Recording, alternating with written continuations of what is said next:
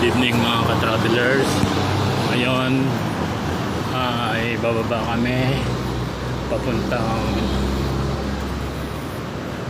sa kabila. Tatawid kami ngayon. So dadaan kami ng underpass. Ayan, nakikita nyo. Dumaan kami ng underpass.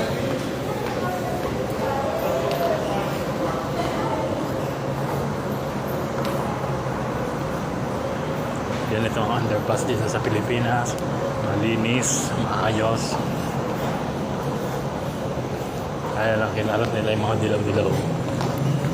Ayan ang underpass sa Pilipinas.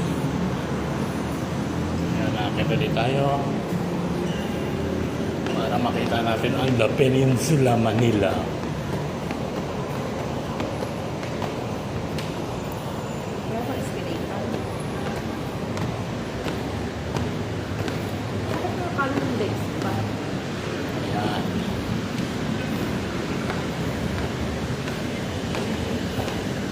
Ayan ang La Peninsula, Manila.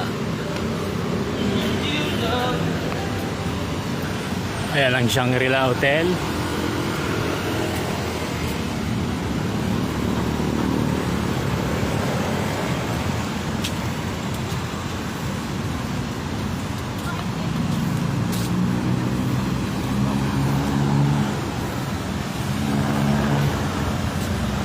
Makati Avenue, corner Ayala Avenue. Ayan mga ka-travelers. May kabayo dito. Si Gabriela Silang. Gabriela Silang, the first Filipina to lead revolt against Spain, was born in Santa Ilocos Sur on March 10, 1731. After the murder of her second husband, Diego Silang, she led his troops in a policy of harassment that earned for her the title of Generala. Outnumbered, she fled to the mountain where she was captured.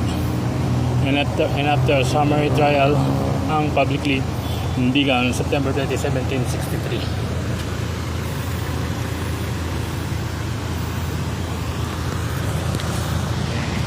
Thank you for watching. See you next video. Bye-bye. God bless.